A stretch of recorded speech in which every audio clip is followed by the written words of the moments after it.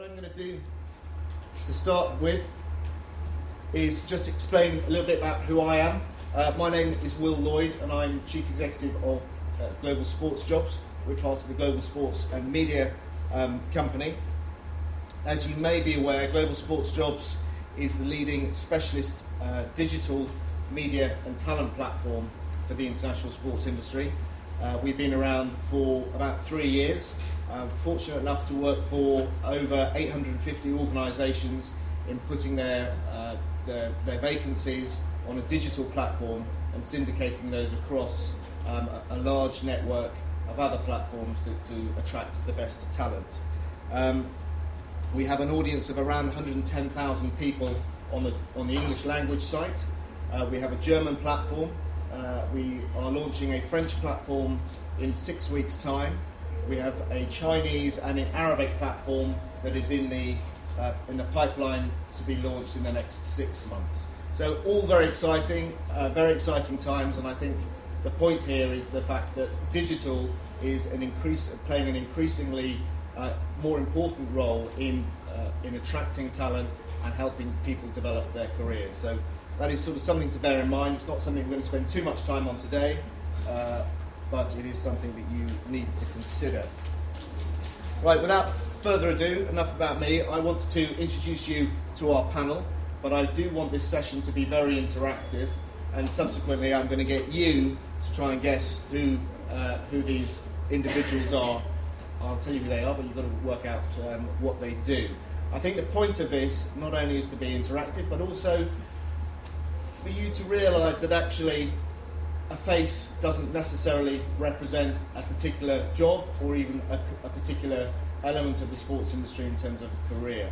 The sports industry is hugely diverse and hugely varied, and therefore one needs to have a very open mind when they start to look at their own career in the sports market. So here we have 3 different people. Oh, that's not quite what I had anticipated. I'll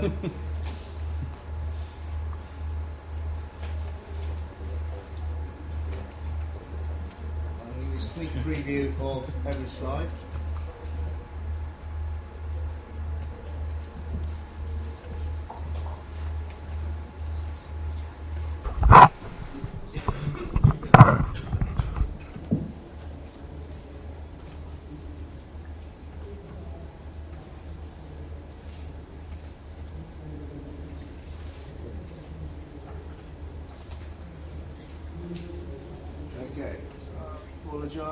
Okay, so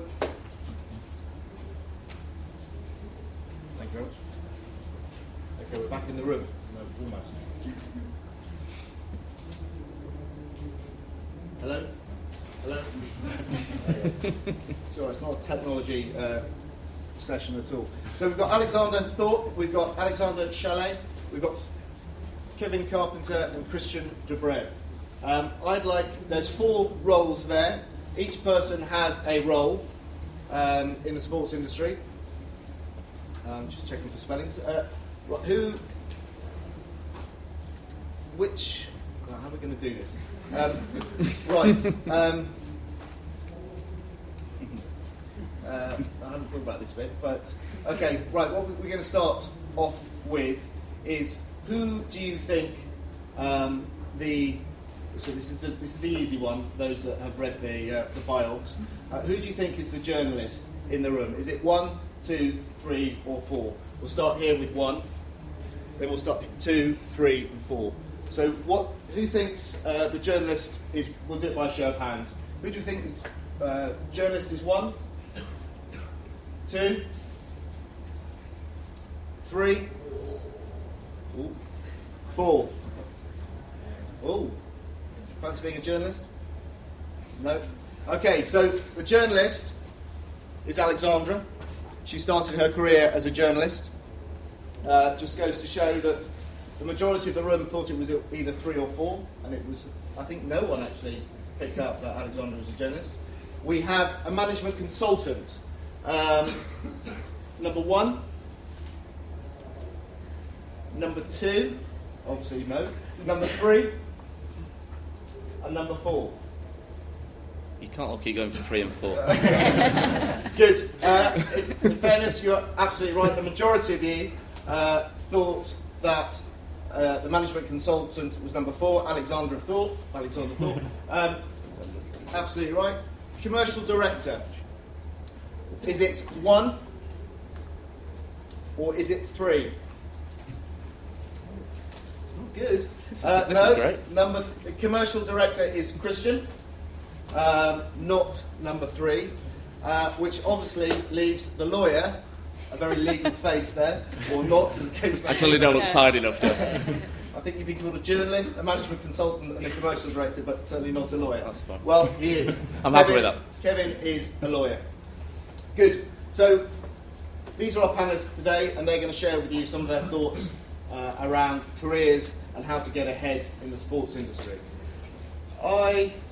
Before we go into that part of it, I just want to share with you some of the interesting statistics, and I don't want you to all go away wholly depressed and go and slip your wrists, but I want to share some realistic statistics about the sports industry, and I want you really to go away and think about what you want to do in the sports industry and how you are going to do it. And I think that's the most important thing. The majority of people coming into this marketplace are very clear on the fact that they want to get into the sports market, but very unclear about what they want to do in that market. And that is one of the biggest hurdles that individuals have in terms of pursuing a clear direction. So just very quickly, there are around 500,000 companies across 204 countries in the sports industry. Massive market. Admittedly, not all of them are big multinationals, but there are a lot of companies in sport or that touch on sport globally. The market itself is worth $600 billion, according to A.T. Kearney, and I think that's actually a couple of years old now, that report. And there might be an even better one from Deloitte, but we'll wait and see. But it's worth $600 billion, a valuable market. And according to some very rough calculations, and because there is no specific data, but we estimate there to be 10 million people employed in the sports industry. So, positively, we're all in this room, either in the sports industry or wanting to get into the sports industry, and it's a big market. There's money in it, there's companies in it, and there's people in it, which is a very good start for all of you looking to get into it. However, the big however, where are these jobs? Global Sports Jobs, rightly or wrongly, has defined this in 10 different sectors. And this picture is one of my favourite pictures when presenting to an audience looking to get into sport, because it actually represents a lot more than meets the eye. I'd like to ask how many people in this picture of a Champions League final, for the sake of argument, I'm not quite sure if it was, how many people think that within that picture, whether you can see it or not, there lies, let's call it 100 different jobs within that picture, 100 different job roles. So I want people to think about the federations, I want people to think about the agencies, I want people to think about the elite coaching, the clubs, the teams, the education, the sports medicine, the media technology, the sporting goods, the health and leisure side, and the venues and suppliers. I want you to think about those organisations, transpose them into that picture, and actually work out in your own mind how many different job types there are in that picture. Okay, I have worked it out. It's probably not specific, but it's certainly a realistic number. So how many people in this room think there are probably 100 different job types in that picture? Okay, sorry, anyone think there's people that think there's less than 100? Okay, people think there's less than 200. People think there's less than 300. People think there's less than 400. People think there's more than 400. Interesting. It's actually quite evenly split between all of those different sectors. The real number is somewhere upwards of 350. We worked out 350, 360 different types of jobs in that picture. So I think those that said around 300 or 400 or more are probably right. And I think that just gives you an indication of how broad the sports market is. We don't have time, I think, today to sort of go into the finer detail of those roles, but it is roughly 350 to 400 roles, different types of roles in that picture. So what we're talking about here is a huge number of people with a wide variety of jobs, and the qualifications and the competition that go along with that. I'm not going to go through this in a huge amount of detail because it's all there for you to see, but suffice to say that in the UK there are roughly 100,000 people a year coming out of some kind of higher education, some kind of higher education qualification into looking to get into the sports industry. Global sports job statistics from 2013 suggested that the adverts or the job vacancies that were posted on Global Sports Jobs had just short of 1 million people viewing those jobs. Of those 3,000 jobs that were posted, 75,000 people sent in an application for those 3,000 jobs. So my maths is pretty poor, but I would say 3, 6, 9. So it's roughly 300 applications per job. Right, I can't hear any disdain, so I'll go with that. So around 250, 300 applications per job. That's how competitive this marketplace is. I think the job segmentation by region is also an important part, particularly as sport becomes increasingly global. To be fair, this segmentation is driven by the Global Sports Jobs position in the marketplace rather than any other facts. So what it's saying here is that Global Sports Jobs is probably more dominant in Europe, and certainly 58% of its market is European. Asia is the second biggest market, followed by Middle East, followed by Americas. Americas undoubtedly is more valuable in terms of opportunity than these figures represent, but it reflects Global Sports Jobs as a platform rather than the market as a whole.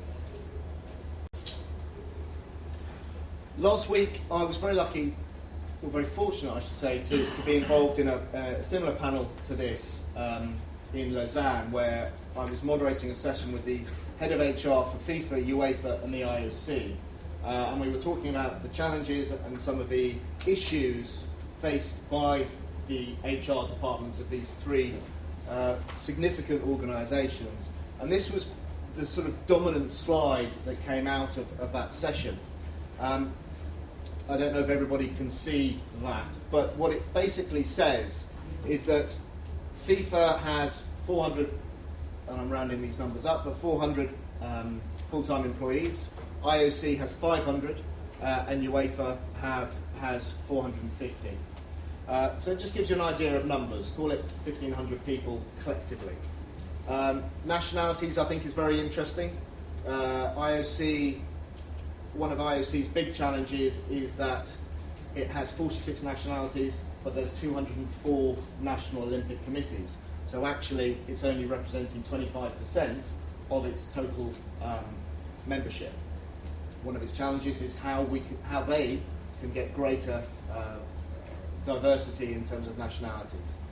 I'm not going to go through all this, but the female-male question arises there again. Particularly UEFA, 64% male, 36% female. Does it mean that football is a male-dominated sport, or does it mean that the sports business is a male-dominated industry? Something I'm sure we can debate another day. The interesting thing here that again I want you to take away is that collectively these three organisations have around 50 vacancies a year. Now because they're all on 4-year cycles with World Cups, Olympics and major championships, different years vary. So this is 2013, 50 jobs each organisation. 150 jobs, my maths can stretch that far. However, the number of applications, again, if you a rough adding up of those, and you get to about 30,000 applications collectively. So what we're saying here is that for 150 jobs, these three organisations collectively get 33,000 applications. You can start to understand, by putting yourself in their shoes, some of the challenges that they have. If it's 150 jobs, that's roughly one every other day. If it's 33,000 applications, I'm struggling here, but that must be 250 applications for every job. So they've got to clear the backlog before the next job goes out. You know, it's a huge task for them to actually manage the process, let alone find the right people. So the point that I think is very important here is that their challenge is not about quantity, it's about quality. And this is why we're here today. This is why, you know, we are all talking about how we can all become, what's our point of difference in the sports industry, how can we sort of get ahead and make ourselves stand out over and above the other members that are trying to get the same job wherever it may be in the world. So that is a big challenge in the sports industry, and it's something that I think when you are making an application and when you are looking at your CV and your cover letter, you think about carefully whether you are the right person for the role and how you as an individual are going to stand out. I think I've said enough. I think I've painted a picture. Hopefully there's positives and there's positives and there's challenges. I don't think there's any negatives. We've looked at the size of the market, we've looked at the financial volume of the market, and we've looked at the diversity of the market. Alex might be able to share some more up-to-date numbers if there's time. But what I want to do now is hand over, first of all, to Christian, who's going to start, and he's just going to give a very brief but pertinent introduction to himself, where he started his career and where he is now. And I think what is important, that the sports industry being a relatively young industry, there are no defined career paths. If you go into law, you know roughly where you're going to be 5, 10, 15, 20 years' time. In sport, you have to take control of your own career, and primarily because there are no career paths. And I want people to start to think about themselves, their skills, their objectives, and how that, and what you can learn from these four individuals as they talk about their career paths, and how that can be reflected in what you want to do. So I'm going to hand over to Christian 5 minutes on where he started and how he's got to, and some of the challenges along the way. Thank you, Will. Actually, contrary to what most people probably believe, that you start your career as soon as you finish college or whatever. I think career in sports, especially because a lot of us go through the period of practicing sports and being involved with it. I would say my career in sports started during my teen years, where I was brought up in tennis, so I played a lot of tennis. Eventually I ended up coaching tennis, I was a referee, I helped out in tournaments, etc. I volunteered a lot. And I think those were some of the building blocks as to why I then decided to study sports management and eventually start a career in sports. So after all that, I decided, I wanted to study sports management, which I did in Barcelona.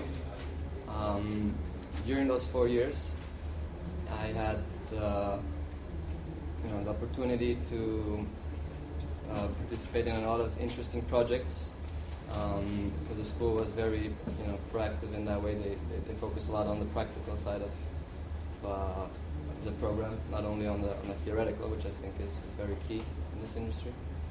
And bit by bit, I started to have more experience. I did a couple of internships.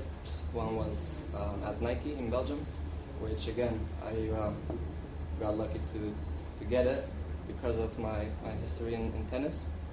And then the other one was in Barcelona at Media Pro, which is the largest media company in South of Europe, which I did during my third year in university. All along the way, also I've always tried to take advantage of the opportunities that presented themselves to myself, in terms of participating at conferences such as this one, which I think definitely also helped shape a big part of my career in terms of getting a broader understanding of how the industry works. Obviously, the networking element, which is essential, and getting some extra points on the CV, of course. So once I graduated, I was quite focused on wanting to go to Brazil, to get involved with the World Cup and Olympic Games and all that. And so what I did there first was obviously start learning Portuguese. I even worked 3 years in a restaurant to be able to fund the whole trip. And as I was preparing my interviews and then the trip as a general, I found out that Soccerex was holding a global convention. So they were. I saw that they were hosting the global convention in Rio, and looking back at my previous experiences in such conferences, I thought it would be a good way to get in by volunteering for Soccerex, and try to meet more people and hence increase the chances of getting an extra interview.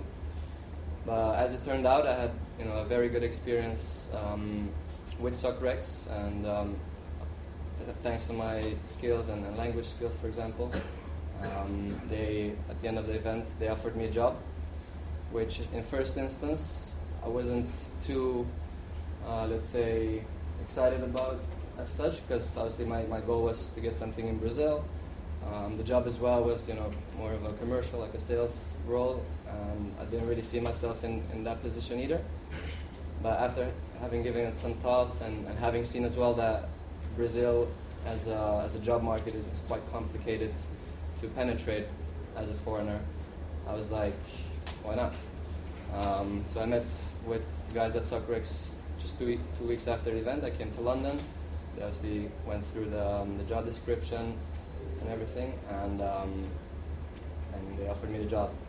And during the past 2.5 years, I've been able to not only learn for myself that actually I am good at sales, at least that's what they say, but also obviously I knew that Soccerex could help me lead to where I am today, which is essentially having many more opportunities open, having a much broader network and understanding of the industry, and all this at a very international level.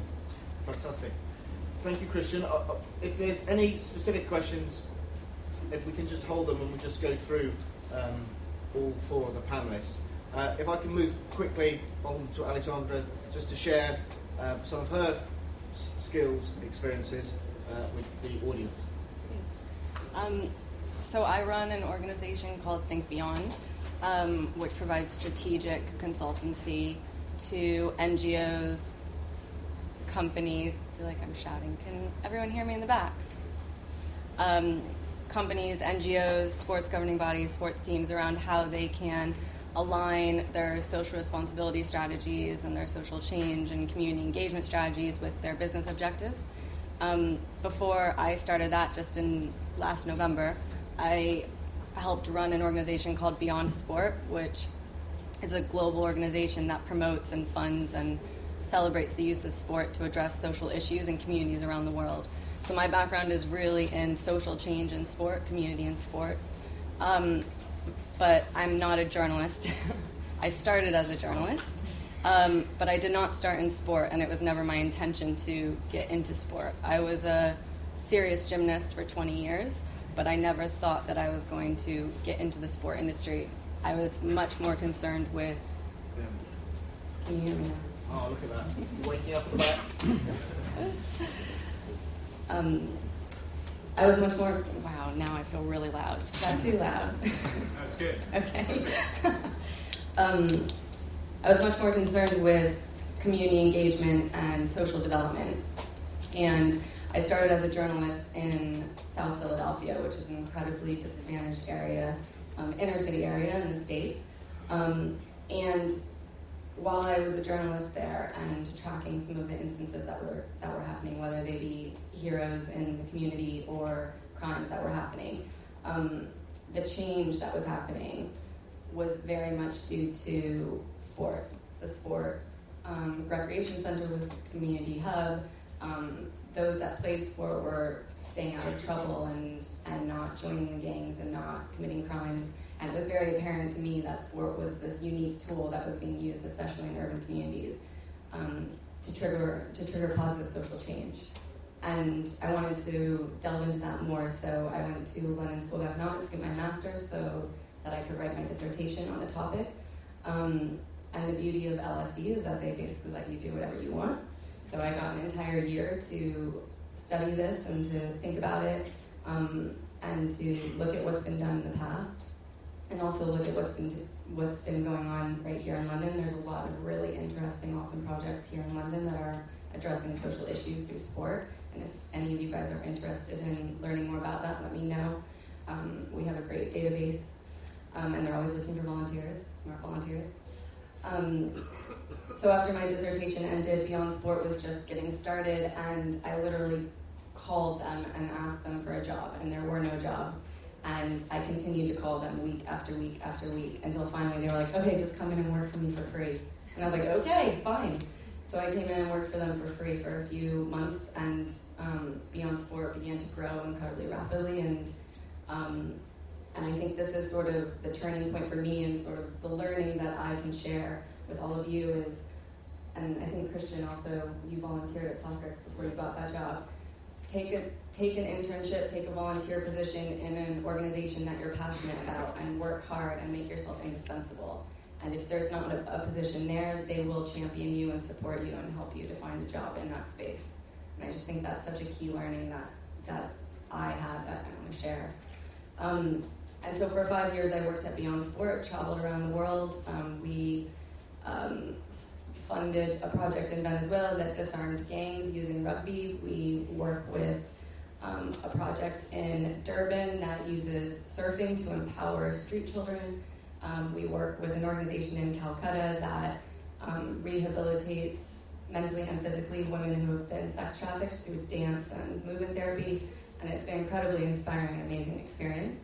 And just last year, after doing that for 5 years, decided that there was a much deeper advisory service that we could support, given our network and our knowledge and our skills in this space, that we could provide organizations that just wanted to interact with us a bit more, which comes to my sort of second insight, which is this industry is huge, and you probably are not quite sure what you want to focus on, or you might think you know what you want to focus on, but a huge piece of advice I have is go niche, focus in on a specific topic that you're really, really passionate about, and become an expert in it.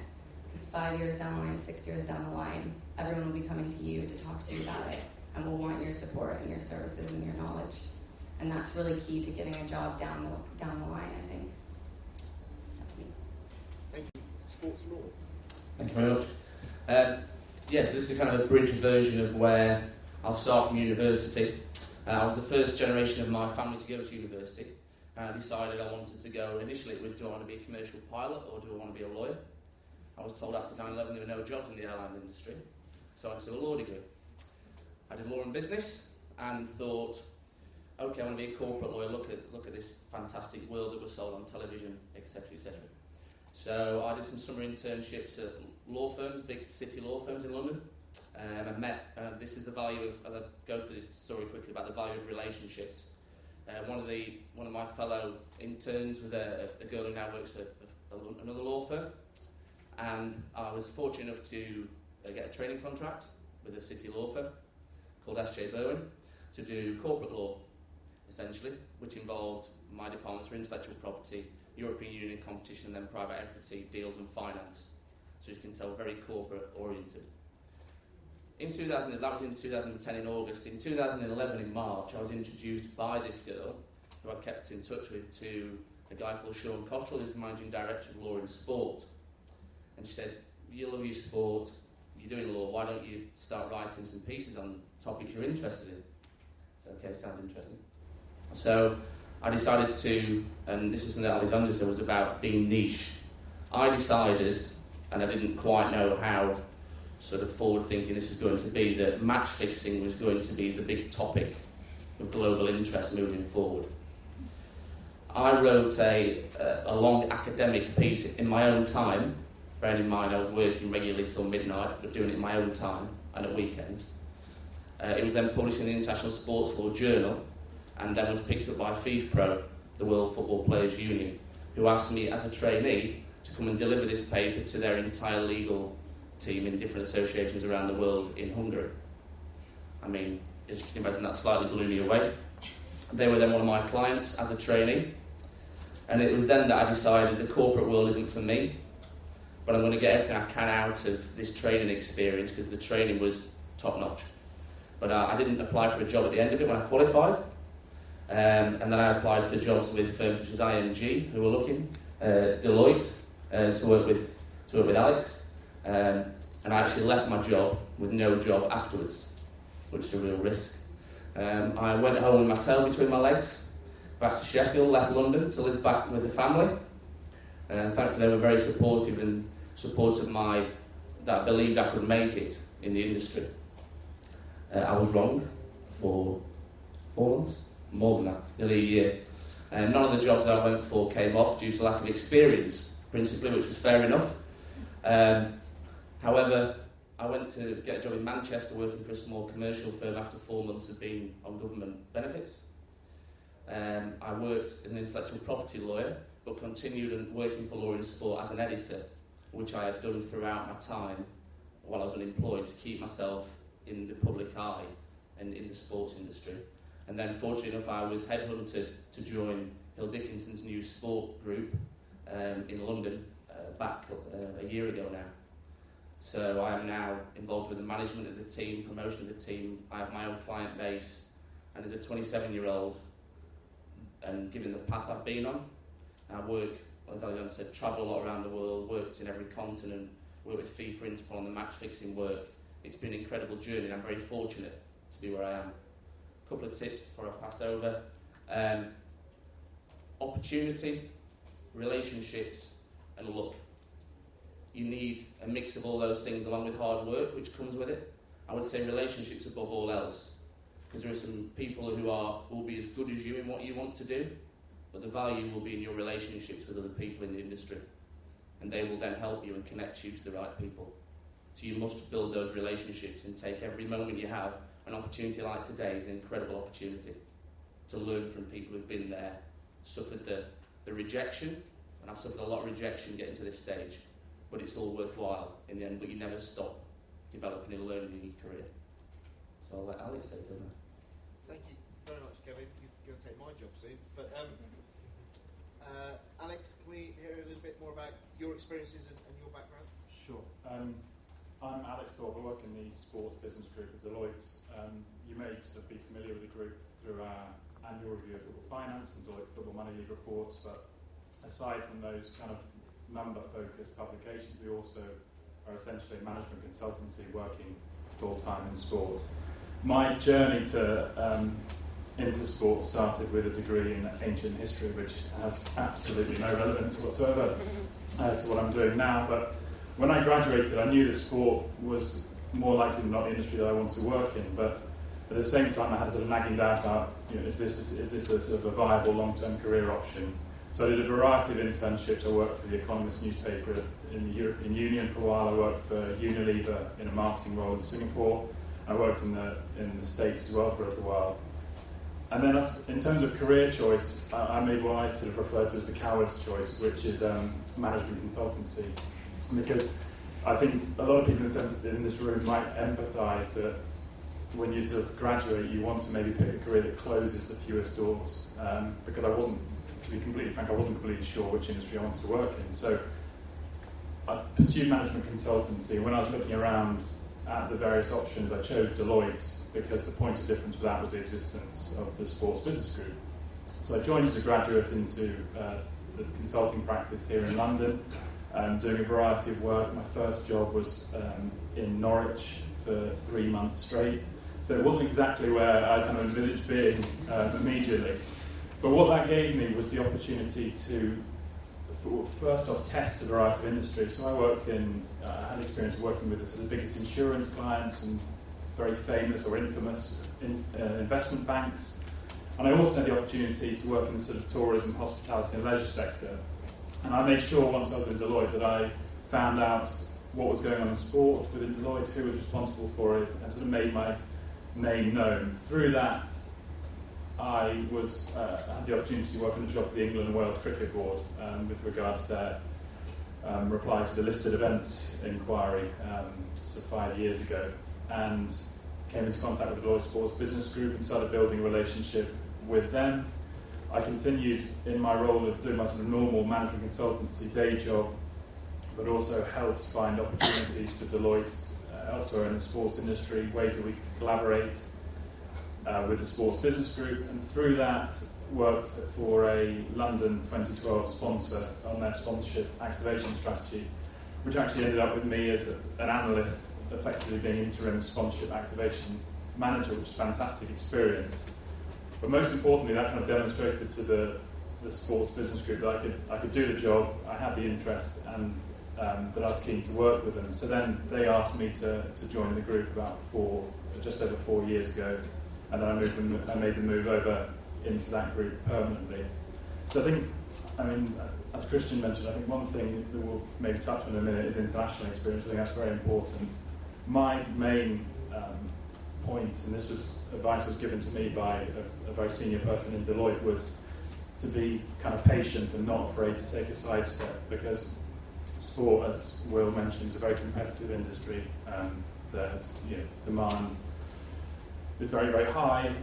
But so I think in the short term, taking a bit of a sidestep to achieve your medium to long term aim working in sport, it is a very good option. I mean, on reflection, I absolutely didn't want to be working on, say, an insurance client, for example. But if I look back to that experience and the skills and also some of the professional qualifications I gained during that period, really kind of put me in a very strong position to move into sport, because we talk a lot about people needing experience of working in the sports industry, but at a junior level, it's about skills and competence to do the job.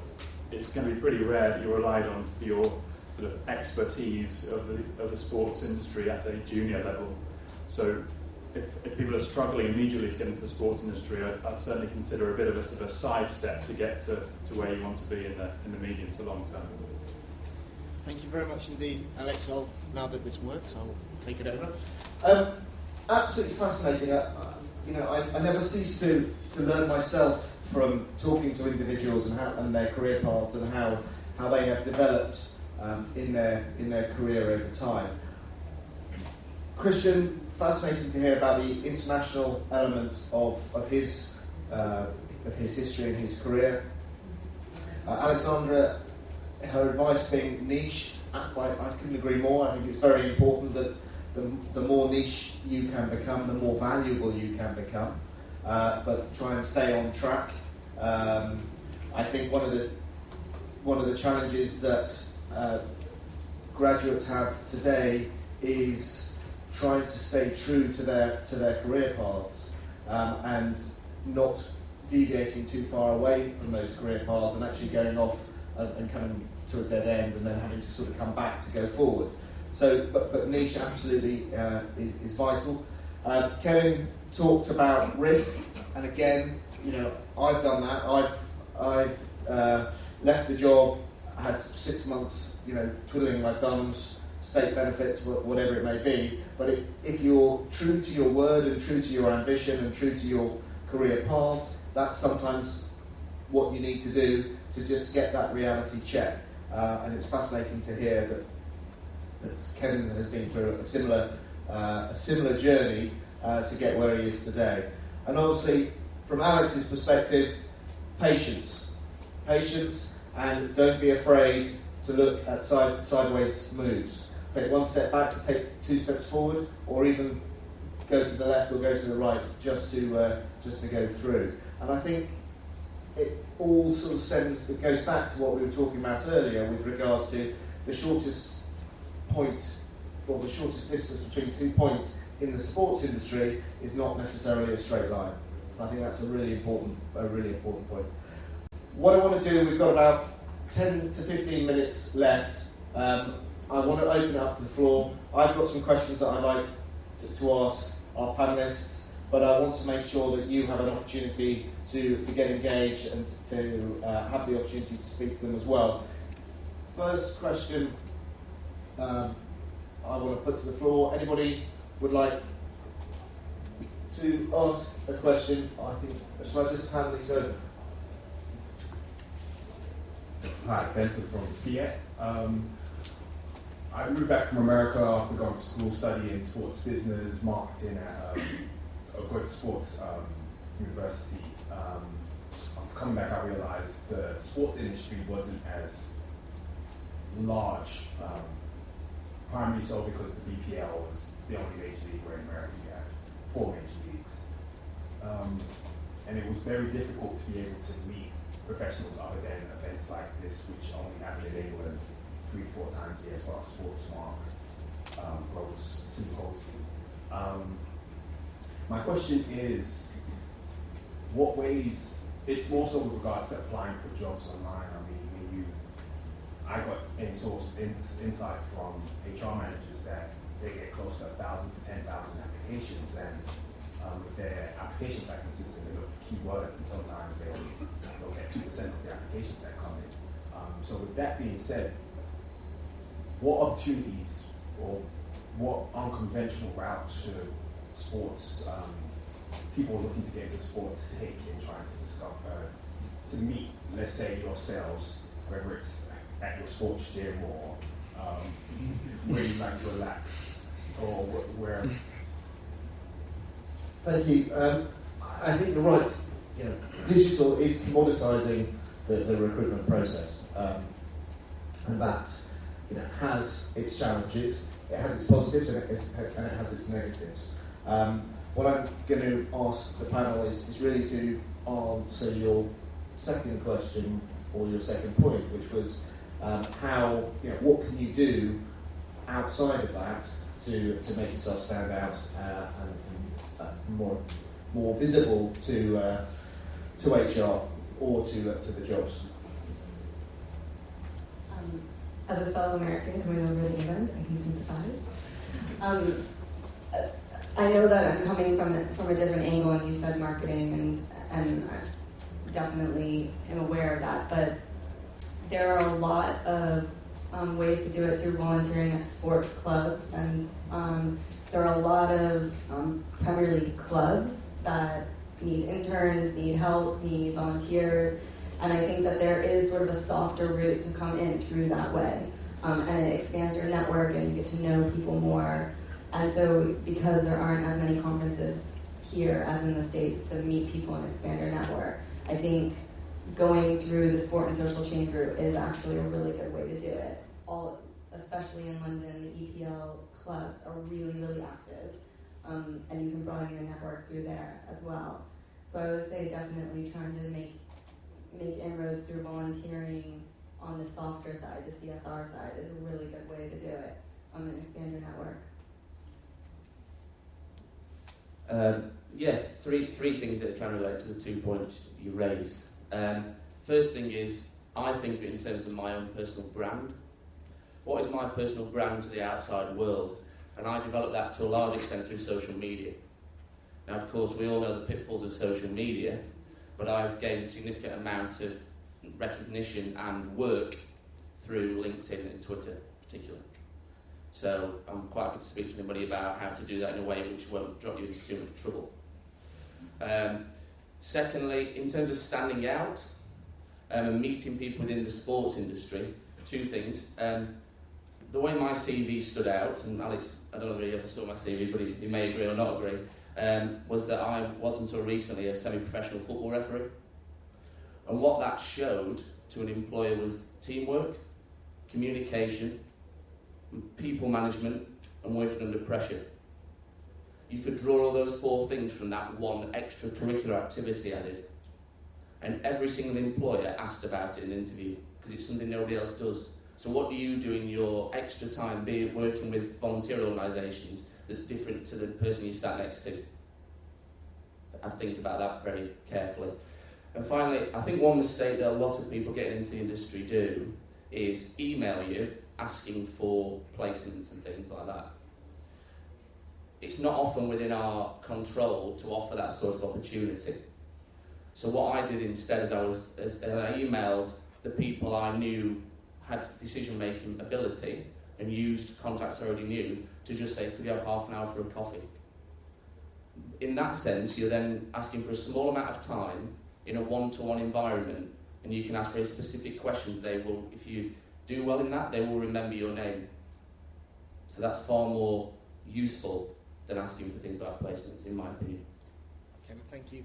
I'm going to move the question on and open it up again, just so we can cover as many topics as possible. I think there's another question over here. We'll go to this one.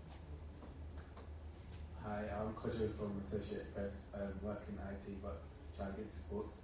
My question is just about passion versus experience, because everyone here is probably passionate about sports, and I'm sure you'll say that's a big part of it, but passion doesn't alone get you through the door. So just my question is to speak about that, please. Okay.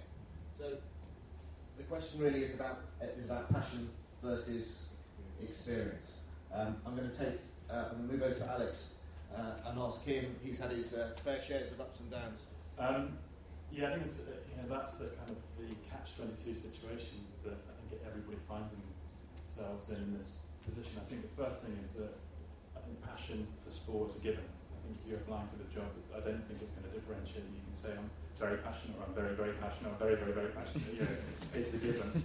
I think we have, when we advertise, we've got over 150 applications for each role, and when we look at them, I think the thing that stands out is really differentiating between a passion for sport and an understanding and a desire to pursue a career in the industry. Because consuming sport, whether it's on the internet or watching with your friends or whatever, it's very, very different to what can be quite frustrating, quite small industry in many ways in terms of the day-to-day job.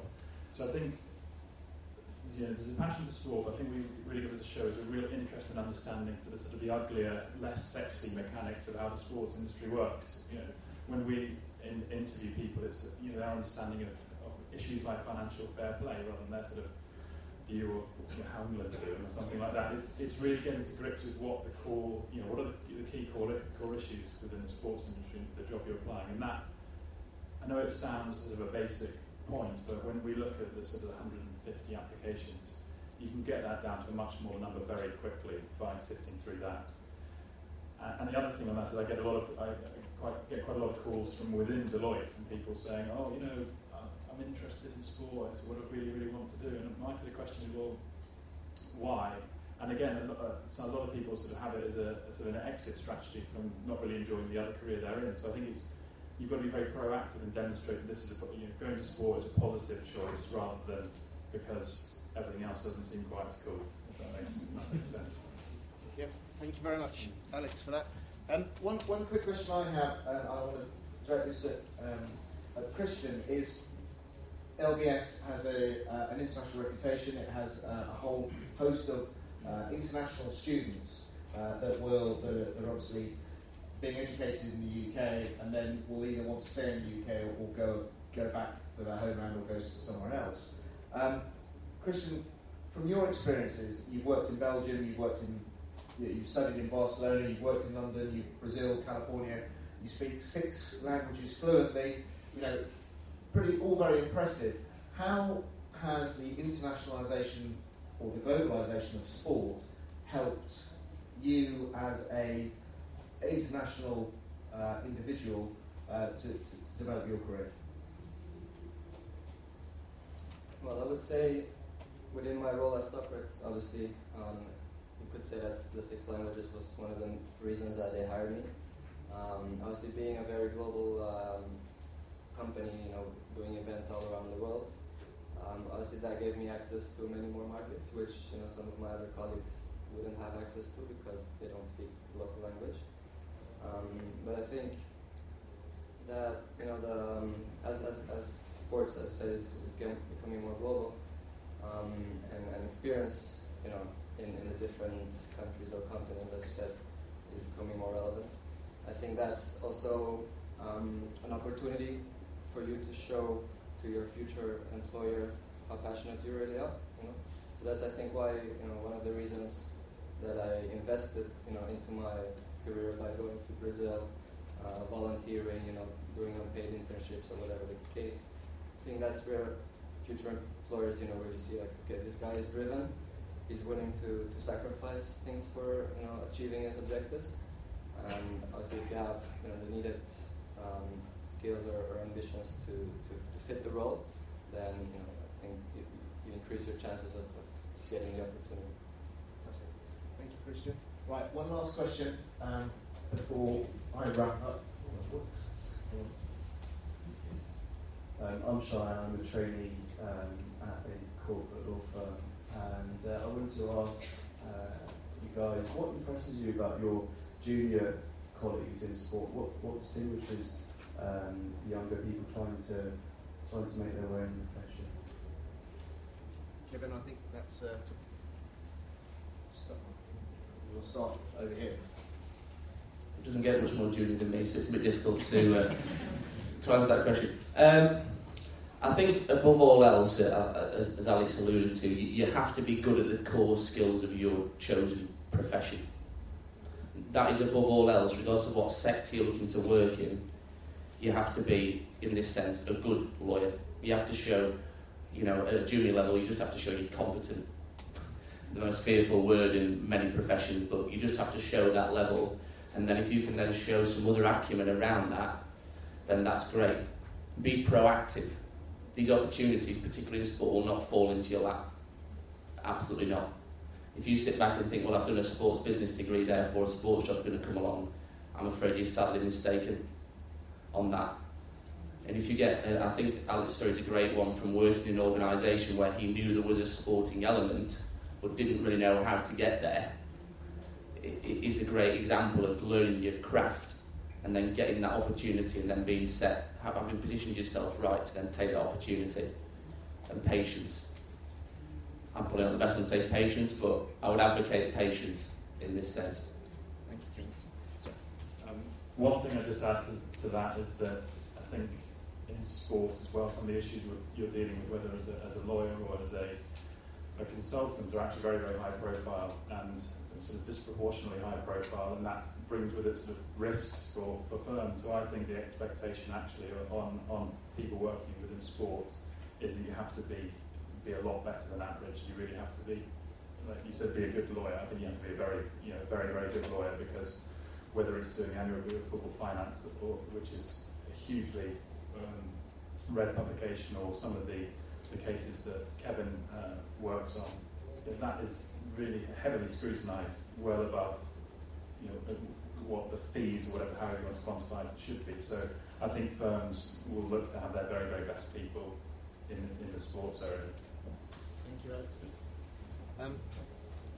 Thank you. Right, I'm very conscious of time, and I think that we need to wrap up now. I wanted to ask each panellist one key word, and it was going to have some explanation, but I don't think it's going to have explanation now. But one key word that the audience can go away and think about as part of their careers. We've touched on it already, but I'd just like to ask Alex, what key word that you think the audience need to go away and have a think about that's going to help them in their career in the future?